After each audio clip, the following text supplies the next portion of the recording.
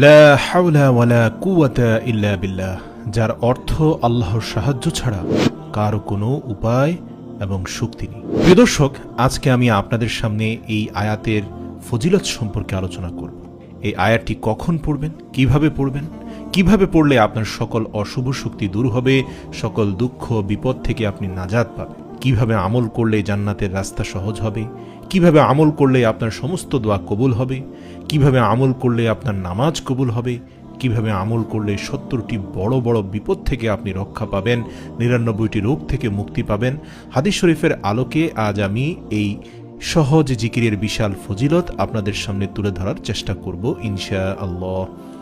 1 নম্বর হচ্ছে দারিদ্রতা দূর হবে এই জিকির দ্বারা। হযরত ইবনে আব্বাস রাদিয়াল্লাহু তাআলা আনহু বলেন, নবী করিম সাল্লাল্লাহু আলাইহি সাল্লাম ইরশাদ করেন, যাকে দুঃখ চিন্তা ঘিরে আছে তার উচিত বেশি বেশি লা হাওলা ওয়ালা কুওয়াতা ইল্লা বিল্লাহ পড়া। অন্য এক হাদিসে আবু হুরায়রা রাদিয়াল্লাহু তাআলা আনহু হতে বর্ণিত, তিনি বলেন, একবার রাসূল সাল্লাল্লাহু আলাইহি সাল্লাম বললেন, লা হাওলা ওয়ালা কুওয়াতা ইল্লা বিল্লাহ, বেশি বেশি পড়তে থাকো, কেননা এই বাক্যটি জান্নাতের গুপ্তধন সমূহের, গুপ্ত ভাণ্ডার সমূহের একটি গুপ্ত ভাণ্ডার।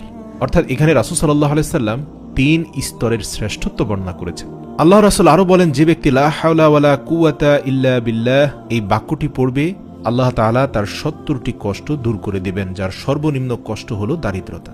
অপর এক হাদিসে আছে, লা হাওলা ওয়ালা কুওয়াতা ইল্লা বিল্লাহ জান্নাতের দরজাসমূহ থেকে একটি দরজা। হাদিস শরীফে আরও আছে, লা হাওলা ওয়ালা কুওয়াতা ইল্লা বিল্লাহ পাঠ করলে প্রতিবার পাঠ করার সাথে সাথে আল্লাহ তাআলা ওই বান্দার জন্য একজন করে ফেরেশতা নাজিল করবেন, আর সেই ফেরেশতা ওই বান্দার সমস্ত রোগসমূহ দূর করে দেন আল্লাহ তাআলার হুকুমে। হুজুর সাল্লাল্লাহু আলাইহি সাল্লাম আরও ইরশাদ করেন, যে ব্যক্তি 10 বার বিসমিল্লাহি ওয়ালা হাওলা ওয়ালা কুওয়াতা ইল্লা বিল্লাহিল আলিয়্যিল আযীম পড়বে, আল্লাহ তাআলা তাকে এমনভাবে পূত পবিত্র করে দেন যেন আজ সে মায়ের পেট থেকে জন্ম লাভ করেছে।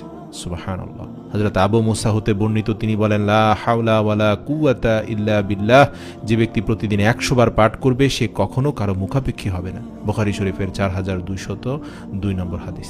এছাড়াও রাসূল সাল্লাল্লাহু আলাইহি সাল্লাম বলেন, জান্নাতের ভাণ্ডারসমূহের মধ্যে একটি ভাণ্ডার হলো লা হাওলা ওয়ালা কুওয়াতা ইল্লা বিল্লাহ। ওনার আরেকটি হাদিসে এসেছে, হাজিম ইবনে হারমালা রাদিয়াল্লাহু তাআলা আনহু থেকে বর্ণিত, তিনি বলেন, আমি নবী করিম সাল্লাল্লাহু আলাইহি ওয়াসাল্লাম এর নিকট দিয়ে যাচ্ছিলাম, তিনি আমাকে বললেন, হে হাজিম, তুমি অধিক সংখ্যায় লা হাওলা ওয়ালা কুওয়াতা ইল্লা বিল্লাহ বাক্যটি পড়ো, কেননা তা হলো জান্নাতের গুপ্তধন।